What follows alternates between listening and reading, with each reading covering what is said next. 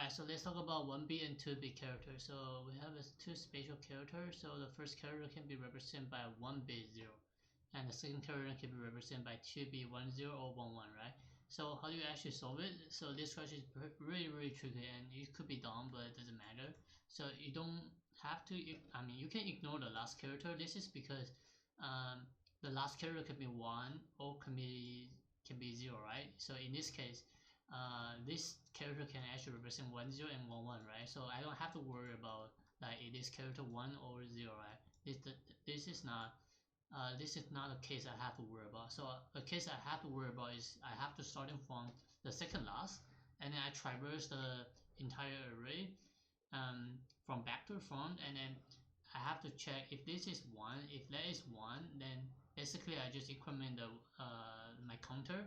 And this is not 1, then I just break out the loop, and I just have to return if the counter is actually mod 2 is actually equal to 0 or not. So basically if this is the even number of the ones, then you return true, but this is actually 3-bit of 1, so this is 3, so this is all number, and then you return false.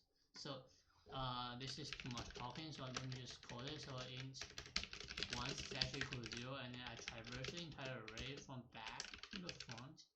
So I normally -1, so starting from the last index, but I want to ignore the last index, so which is -2, and I equal to 0, and also the base at I is actually equal to 1, and I minus, right?